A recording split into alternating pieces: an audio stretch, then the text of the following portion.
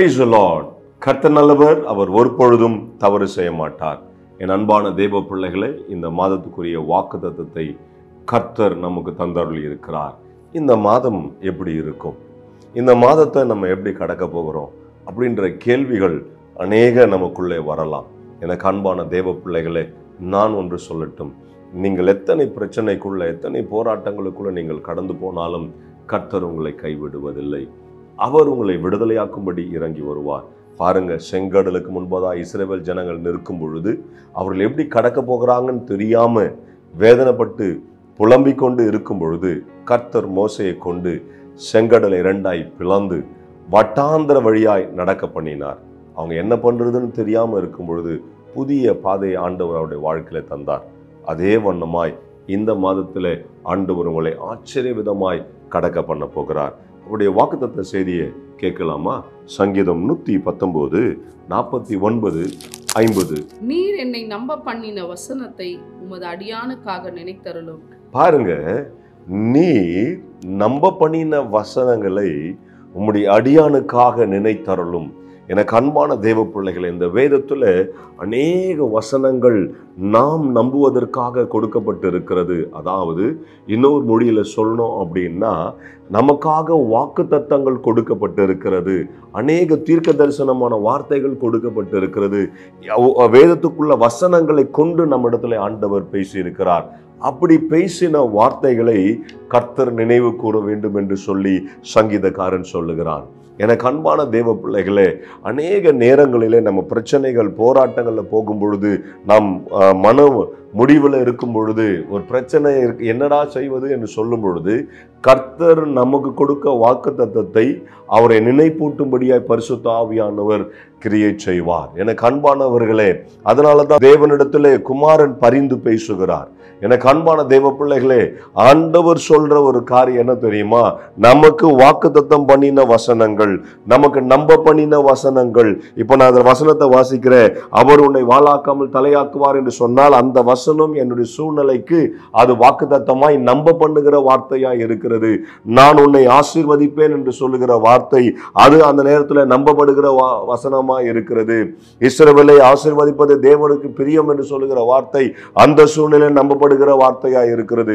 அப்படி ஒவ்வொரு நாளும் நம்ம வேதத்தை வாசிக்கும் பொழுது நம்ப பண்ணுகிற வார்த்தைகளை கொடுக்கிற தேவன் அந்த நம்ம பிரச்சனைக்குள்ள போகும்பொழுது அதை நினைத்தருளுவாராம். ஹல்லேலூயா. எனக்கு அன்பான தேவ பிள்ளைகளை, இந்த மாதத்துல நீங்கள் எத்தனை பிரச்சனைக்குள்ளே போனாலும் கர்த்தர் உங்களுக்கு வாக்கு பண்ணின, நீங்கள் நம்ப பண்ணின வார்த்தைகளை அவர் நினைத்தருளுவார். ஹல்லேலூயா. அவர் நினைத்தருவாராக. ஏதோ வாக்குத்தத்தம் சும்மா வருது அப்படி அல்ல. ஏதோ நம்ம பைபிள் படிக்கிறோம், நம்ம அதை எடுத்து மார்க் பண்ணுகிறோம், டேட் போட்டு வச்சுக்கிறோம், டைரியில எழுதி வச்சுக்கிறதுக்காக அல்ல. எனக்கு அன்பான தேவ பிள்ளைகளை, அதை ஆண்டவருக்கு நினைப்பூட்டும். அந்த வசனம் ஆண்டவருக்கு சொல்லியும், நான் என் பிள்ளைக்கு வாக்கு கொடுத்திருக்கிறேன், என் மகளுக்கு வாக்கு கொடுத்திருக்கிறேன், என் மகனுக்கு வாக்கு கொடுத்திருக்கிறேன் என்று சொல்லி தேவன் நினைத்தருளுவார். ஆமென். என் அன்பான தேவ பிள்ளைகளே, யோவான் 14 அதிகாரம் 26 வசனத்தை வாசிக்க கேட்கலாமா? என் நாமத்தினாலே பிதா அனுப்ப போகிற பரிசுத்த ஆவியாகிய தேற்றரவாளனே எல்லாவற்றையும் உங்களுக்கு போதித்து நான் உங்களுக்கு சொன்ன எல்லாவற்றையும் உங்களுக்கு நினைப்பூட்டுவார். பாருங்க, நான் உனக்கு சொன்ன எல்லாவற்றையும் பரிசுத்த ஆவியானவர் என்ன பண்ணுவாரா? நினைப்பூட்டுவார். அப்ப நம்ம பிரச்சனைகளுக்கு போகும் பொழுது, போராட்டத்துக்குள்ள போகும் பொழுது, ஒரு நெருக்கத்துல போகும் பொழுது நம்ம வேதத்துல படித்த வசனத்தை பரிசுத்த ஆவியானவர் நமக்கு நினைப்பூட்டுவாரா. நமக்கு மாத்திரமல்ல, தேவனிடத்திலும் பேசுவார். ஹல்லேலூயா. எனக்கு அன்பான தேவ பிள்ளைகளை, வாக்கு கடங்கா பெருமூச்சுகளோடு கூட நமக்காக வேண்டுதல் செய்வார் என்று ரோமர் புஸ்தகம் 8 அதிகாரத்திலே சொல்லப்பட்டு இருக்கிறது. எனக்கு அன்பான தேவ பிள்ளைகளே, வாக்கு தத்தங்களும் தேவன் கொடுக்கிற வசனங்களும் தீர்க்க தரிசனமான வார்த்தைகளும் ஏதோ நம்ம எழுதி வைப்பதற்காகவோ ஏதோ அதை நம்புவதற்காகவல்ல, அதை நினைப்பூட்டி அந்த சூழ்நிலையிலிருந்து விடுதலையாக்குவதற்காக, அந்த சூழ்நிலையிலிருந்து நம்மளை சுகப்படுத்துவதற்காக, அந்த சூழ்நிலையிலிருந்து நம்மை மாறுவதற்காக கர்த்தர் இந்த வசனங்களை வைத்து இருக்கிறார். அதனாலதான் சங்கீதம் 107:20 சொல்லுது, அவர் தம்முடைய வார்த்தையை அனுப்பி அவர்களை குணமாக்கி அழிவிலிருந்து மீட்டெடுக்கிறார் என்று சொல்லி. எனக்கு அன்பான தேவ பிள்ளைகளை, வசனம் சொல்லுகிறது, நம்ம நம்ப பண்ணுகிற வசனங்கள் நாம் நம்ப பண்ணுகிற வசனங்கள், வேதத்தை வாசிக்கும் பொழுது அதில் வருகிற குறிப்பிடத்தக்க வசனங்கள் நாம் நம்ப பண்ணுகிறதா இருக்கிறது. அது தேவைப்படுகிற நேரத்தில் அது நம்பப்படுகிறதாய் மாறுகிறது. 50 வாசிக்கலாமா? அதுவே என் சிறுமையில் எனக்கு ஆறுதல், உம்முடைய வாக்கு என்னை உயிர்ப்பித்தது. பாருங்க, அதுவே என் சிறுமையில் ஆறுதல், உம்முடைய வாக்கு என்ன பண்ணுதா?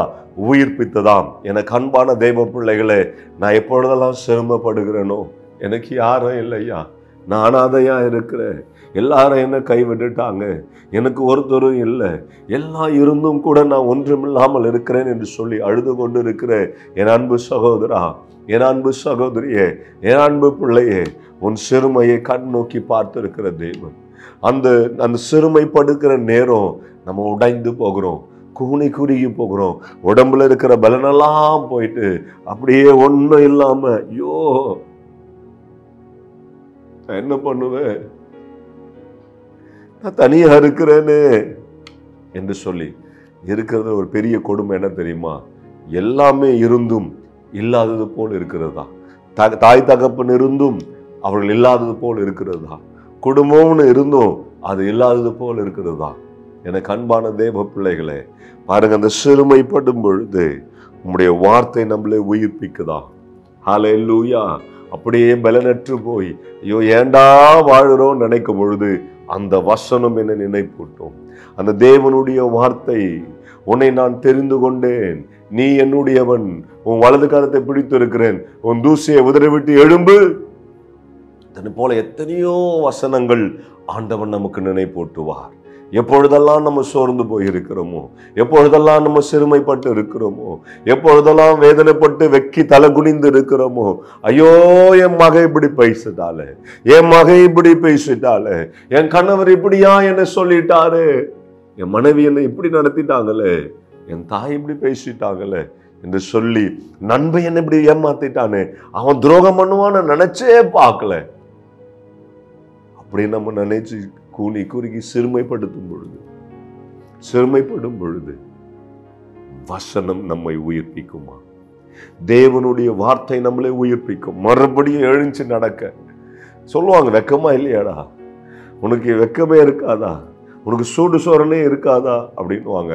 என் அன்பான தேவ பிள்ளைகளே, நீங்க சொல்ல வேண்டியது இப்படித்தான், என் சத்துருவை எனக்கு விரோதமாக சந்தோஷப்படாதே, நான் விழுந்தாலும் எழுந்திருப்பேன், நான் இருளில் உட்கார்ந்தாலும் கர்த்தர் எனக்கு நித்திய வெளிச்சமாயிருப்பார். ஹல்லேலூயா. இந்த சூழ்நிலை நிரந்தரம் அல்ல, நீ போகிற போராட்டங்கள் நிரந்தரம் அல்ல, நீ கடந்து போகிற எல்லா பிரச்சனைகள் நிரந்தரம் அல்ல, அது கடந்து போகிறவை. நீ கடந்து வேற இடத்துக்கு போற, யூஆர் டிராவலிங். நீங்க அடுத்த இடத்துக்கு போறீங்க, அடுத்த கட்டத்துக்கு போறீங்க, அடுத்த சூழ்நிலையில மாறி ஆசீர்வாதமான இடத்துக்கு போறீங்க. எனக்கு அன்பான தேவ பிள்ளைகளை, இந்த மாதத்துல எது நடந்தாலும் ஒன்னே ஒன்று நினைச்சுக்கங்க, இது நிரந்தரம் அல்ல, நிரந்தரம் ஆண்டவர் எனக்கு வைத்திருக்கிற ஆசீர்வாதம். ஹல்லேலூயா. இது நிரந்தரம் அல்ல, கர்த்தர் எனக்கு ஆசீர்வாதம் வைத்திருக்கிறார். இது நிரந்தரமான சூழ்நிலை அல்ல, நல்ல ஒரு ஆசீர்வாதமான சூழ்நிலை ஆண்டவர் வைத்திருக்கிறார். என் அன்பான தேவ பிள்ளைகள், சூழ்நிலைகள் உங்களை நெருக்கலாம், வார்த்தைகள் உங்களை உடைக்கலாம், இல்லைன்னா ஏதாவது ஒரு உறவு உங்களை வேதனைப்படுத்துதா இருக்கலாம். ஆனா ஒன்னு சொல்றேன், கர்த்தருடைய வசனம் உன்னை உயிர்ப்பிக்கும். ஹல்லேலூயா. கர்த்தருடைய வசனம் உன்னை உயிர்ப்பிக்கும். ஆண்டவர் உன்னை ஆசீர்வாதமாய் வைத்தார். எந்த இடத்துல அவமானப்பட்டு நின்னையோ, எந்த இடத்துல கூனி குறுகி பதில் சொல்ல முடியாமல் நின்னையோ, எந்த இடத்துல ஐயோ எனக்கு இப்படி நடந்துச்சே நீ நின்னையோ, அதே இடத்துல, அதே தெருவில், அதே இடத்துல உன்னை ஆண்டவர் உயர்த்துவார். அதே சூழ்நிலை, அதே உன் உற்றார் மத்தியிலே, உன் நண்பர் மத்தியிலே, உன் இனத்தார் மத்தியிலே, அயலானுடைய வீட்டிலே ஆண்டவர் உன்னை உயர்த்தி நடத்துவார். அவர் உன்னை உயிர்ப்பிப்பார். ஹல்லேலூயா. ஹல்லேலூயா. ஆண்டவர் உயிர்ப்பிக்கிற தேவனாய் இருக்கிறார். இந்த மாதத்திலே ஆண்டவர் உன்னை உயிர்ப்பிக்க போகிறார். எந்த சூழ்நிலைகள் இருந்தாலும் ஒரு நன்மை உன் வாழ்க்கையில நடக்காது என்ற தீர்மானத்துக்குள்ள நீ வந்துட்டானா, என் அன்பான தேவ பிள்ளைகள், அந்த தீர்மானம் பொய்யாக்கும்படியாய் கர்த்தர் இந்த மாதத்துல இறங்கி வருவார். எனக்கு ஆசீர்வாதமே வராது, நான் தரித்திரமாய் தான் இருப்பேன் என்ற ஒரு தீர்மானத்துக்குள் நீ வந்துட்டீனா, அது பொய்யாக்க கர்த்தர் இந்த மாசத்திலே கிரியேட் செய்வார். ஹல்லேலூயா. என் அன்பான தேவ பிள்ளைகளை, இந்த நெகட்டிவ் தான் என் வாழ்க்கையில் நடக்கணும் பண்ண தீர்மானம் பண்ணிட்டீங்கன்னா அந்த நெகட்டிவ தவிடுபொடியாக்கி கர்த்தர் ஆசீர்வாதத்தை உன் வாழ்க்கையில நடத்த போகிறார். இந்த மாதம் தேவனுடைய வார்த்தை, தேவனுடைய வாக்குத்தத்தங்கள் நிறைவேறுகிற மாதமா இருக்கிறது. அவர் தம்முடைய வார்த்தையினாலே உன்னை ஆறுதல் படுத்தி, சிறுமைப்பட்டு இருக்கிற இடத்துல உன்னை ஆறுதல் படுத்தி உன்னை உயிர்ப்பிப்பேன் என்று சொல்லுகிறார். ஹல்லேலூயா. தேவன் அப்படியே செய்ய போகிறார். என் அன்பு தேவ பிள்ளைகளே, என் அன்பானவர்களே, நீங்கள் சோர்ந்து போக வேண்டாம். இந்த மாதம் ஆசீர்வாதமான மாதமா இருக்கும். நெருக்கங்கள் வரும், போராட்டங்கள் வரும், அவமானங்கள் வரும். ஆனால் அது நிரந்தரம் அல்ல. தேவன் அதை ஆசீர்வாதமாய் மாற்றுவார். என் அன்பான தேவ பிள்ளைகளே, தானியேல் சிங்க கெபிக்குள் போனான், ஆனால் சிங்கம் அவனை சேதப்படுத்தல. பாருங்க, சாத்ராக், மேஷாக், ஆபேத்நேகோ நெருப்புக்குள்ள போனாங்க, ஆனால் அக்கினி அவர்களை சேதப்படுத்தவில்லை. எனக்கு அன்பான தேவ பிள்ளைகளே, செங்கடலுக்கு நடுவிலே இஸ்ரவேல் ஜனங்கள் கடந்து போனார்கள். எனக்கு அன்பான தேவ பிள்ளைகளே, எகிப்தியர் பின்தொடர்ந்து வந்தாங்க, ஆனால் எகிப்தியர் அவர்களை தொட முடியவில்லை. எனக்கு அன்பான தேவ பிள்ளையே, இன்னைக்கு ஆண்டவர் சொல்லுகிறது அப்படிதான். உனக்கு சூழ்ந்து பிரச்சனைகள் இருக்கலாம், உன்னை நெருக்கிற மாதிரி வரலாம், எல்லாம் ஒரு தோற்றம் தான். ஆனால் உன்னை தொட ஆண்டவர் அனுமதிக்கல. உன்னை தொட ஆண்டவர் அனுமதிக்கல. இந்த மாதத்தினுடைய நன்மையை ருசி பார்ப்பா. இந்த மாதத்திலே கர்த்தர் வைத்திருக்கிற கிருபையை நீ ருசி பார்ப்பா. இந்த மாதத்திலே ஆண்டவர் உனக்கு வைத்திருக்கிற சகல கிருபையும் சகல இரக்கமும் ஆண்டவரை நடத்துவார். எதிர்பாராதது ஆண்டவர் உன் வாழ்க்கையில செய்வார். எனக்கு என் வாழ்க்கையில இனிமேல் கல்யாணம் ஆகவே ஆகாது அப்படி நினைச்சிட்டல்ல, நான் அனாதையா இருக்கிறேன், அப்பா இல்லை, அம்மா இல்லை, எனக்கு யாரும் இல்லை, இனிமே எனக்கு நல்லது எடுத்து யாரு செய்வா அப்படி நிக்கிறல்ல, என் அன்பு பிள்ளைய, ஆண்டவர் இந்த மாதத்துல உனக்கு ஒரு அற்புதத்தை செய்வார். ஒரு அற்புதத்தை செய்வார். ஆண்டவர் இப்படித்தான் செய்ய போறார். நீ அனாதை அல்ல. ஆண்டவர் உன்னை பார்த்து இருக்கிறார். ஆண்டவர் உன்னை நடத்துகிறார். தாயும் தகப்பனும் இல்லைன்னு சொல்லி அழுது கொண்டு இருக்கிற என் அன்பு மகளே, ஆண்டவர் இன்றைக்கு கிரியை செய்ய போகிறார். ஆண்டவர் அப்படித்தான் செய்ய போறார். இந்த மாதத்துல குழந்தை எனக்கு பிறக்காது, இனிமே நாங்க என்ன பண்ற, தத்து எடுத்துடலாமா அப்படி நினைச்சிருக்கிறையா? ஆண்டவருடைய வார்த்தை கிரியை செய்யும். சிரமப்படுத்தின இடத்துல ஆண்டவர் ஒரு கற்பத்தின் கனியை உனக்கு கொடுப்பார். நீ ஆசீர்வாதமா இருப்பா. கர்த்தர் உன்னை அப்படித்தான் செய்ய போறார். ஆண்டவர் உனக்கு அப்படித்தான் நீ செய்ய போகிற. இந்த மாதத்துல ஒரு ஆசீர்வாதத்தை எதிர்பார். எனக்கு அன்பான தேவ பிள்ளைகளே, நீ எந்த இடத்துல சிரமப்படுத்தினியோ அதே இடத்துல ஆண்டவர் உன்னை உயிர்ப்பிப்பார். ஹல்லேலூயா. ஜெபிக்கலாமா? பரலோக தகப்பனே, அன்பு பிள்ளைகளுக்காக ஸ்தோத்திரம். இந்த கடந்த மாதத்துல கற்பம் தரித்து ஆண்டவரே அபார்ஷன் ஆகி மிஸ்கேரேஜ் ஆகியிருக்கிற பிள்ளைகளுக்காக ஜெபிக்கிறேன். நீர் ஒரு அற்புதத்தை செய்தார்லி, அந்த பிள்ளைகளுக்கு ஒரு கற்பத்தின் கனியை தரும்படியாய் கட்டளையிடுகிறேன் இயேசு கிறிஸ்துவின் நாமத்தினாலே. அப்பா, குழந்தை பாக்கியம் இல்லாத பிள்ளைகளுக்கு உம்முடைய வார்த்தையை நான் அனுப்புகிறேன். உம்முடைய வார்த்தை அவையில் உயிர்ப்பிக்கட்டும். ஆண்டவரே, ஆண்டவரே, அந்த கருமுட்டை, ஆண்டவரே, அந்த எக் எதெல்லாம் ஆண்டவரே வளர்ச்சி இல்லாமல் இருக்கிறதோ அதெல்லாம் உயிர் அடையும்படியாய் கட்டளையிடுகிறேன். ஆண்டவரே, உயிர் அடையும்படியாய் கட்டளையிடுகிறேன். கர்த்தர் நீர் அப்படியே கிருபை செய்வீராக. அது ஆணா இருக்கட்டும், பெண்ணா இருக்கட்டும், அப்பா, அவர்களுக்குள்ள இருக்கிற உயிர் அணுக்கள் ஆண்டவரே அவைகள் உயிர் அடைவதாக. ஆண்டவரே, உயிர் அடைவதாக. ஆண்டவரே, இந்த மாதத்துல எங்களுக்கு சாட்சிகள் எழும்பி வரட்டும். பாஸ்டர், என் மனைவி கன்சீவ் ஆகிட்டா, பாஸ்டர் நான் கன்சீவ் ஆயிட்டேன்னு சொல்லி ஆண்டவரே அநேகர் சாட்சி சொல்ல கிருபை செய்யுங்க. எதிர்பார்த்து இருக்கிறவர்களுக்கு நன்மை உண்டாகட்டும். திருமணமாக முடியலன்னு கவலைப்பட்டு கொண்டிருக்கிற பிள்ளைகள், ஏஜ் ஆச்சு இன்னும் நடக்கல, 30 வயதாகுது, 35 வயதாகுது, 36 வயதாகுதுன்னு சொல்லி 28 வயதாகுது, 25 வயதாகுது, இன்னும் திருமணமாகலன்னு ஆண்டவரே கவலைப்படுகிற பிள்ளைகளுக்கு கர்த்தர் அவர்களை ஆசீர்வதித்து ஏற்ற துணையை கர்த்தர் நீர் கொடுப்பீராக. ஏற்ற துணையை நீர் கொடுப்பீராக. கர்த்தர் நீர் கிருபை பாராட்டி அருளும் ஆண்டவரே. ஆண்டவரே, எக்ஸாம் எழுத போகிற பிள்ளைகளுக்கு, +2 எழுத போற பிள்ளைகளுக்கு மேல கர்த்தருடைய கரம் இருப்பதாக. இந்த 3ஆம் தேதியிலிருந்து அவர்கள் எக்ஸாம் எழுத போறாங்க. எழுதுகிற ஒவ்வொரு பிள்ளைகள் வேலையும் கர்த்தருடைய கரம் இருப்பதாக. அவர்களை ஆசீர்வதித்து பலப்படுத்தும். இன்னுமாய் அன்பு பிள்ளைகள் எதற்காக ஜெபித்து இருக்கிறார்களோ, என்னோடு இணைந்து எத்தனை பேர் ஜெபித்தார்களோ அத்தனை பேர்களுக்கும் ஆண்டவருடைய பொருளாதார ஆசீர்வாதம், சமாதானம், சந்தோஷம் அவருடைய வாழ்க்கையில வருவட்டும். இயேசுவின் நாமத்தினாலே ஆமென், ஆமென், ஆமென். God bless you. உங்க வாழ்க்கையில தோல்வி இல்ல, கர்த்தர் ஜெயித்து வச்சிருக்கிறார். Hello, praise the Lord. Daily blessing வேர்ட்ஸ்க்காக நீங்க எங்கிட்டு இருக்கீங்களா? இல்ல டெய்லி வார்த்தைகள் உங்களை வந்து ரீச் ஆகணும்னு நீங்க நினைக்கிறீங்களா?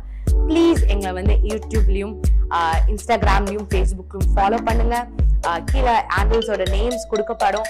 ஸோ டெய்லி மெசேஜ்க்காகவும் அனாயிண்டிங் வேர்ட்ஸ்க்காகவும் டங்ஸ்ல நீங்க பேசணும்னு நினைக்கிறீங்களா? அதுக்காக வீடியோஸ் நாங்கள் அப்லோட் பண்ணியிருக்கோம். அது மாத்திரம் இல்லை, இன்ஸ்டாகிராம்ஸ்ல டெய்லி உங்களை கேட்கும்படியாக வார்த்தைகள் வந்து அப்லோட் பண்ணப்படுது, போஸ்ட் பண்ணப்படுது. அதை பார்த்து ஃபாலோ பண்ணி நீங்க ஆசீர்வாதம் அடையணும் நாங்கள் விருப்பப்படுறோம். ஸோ எங்களோட இன்ஸ்டாகிராம் ஹேண்டில்ஸ் இங்க போடுவாங்க, ஃபேஸ்புக் ஹேண்டில்ஸ் இங்க போடுவாங்க. அது மாத்திரம் இல்லாம எங்களோட யூடியூப் சேனல்ஸ் இருக்கு, சப்ஸ்கிரைப் பண்ணுங்க. ஆசீர்வாதமான வார்த்தைகள், அனாயிண்டிங்கான வார்த்தைகள் உங்க அடையணும் நாங்க விருப்பப்படுறோம். ஆசீர்வாதப்படணும் நாங்க விருப்பப்படுறோம். ப்ளீஸ் எங்களை ஃபாலோ பண்ணுங்க, சப்ஸ்கிரைப் பண்ணுங்க, ஷேர் பண்ணுங்க, லைக் பண்ணுங்க.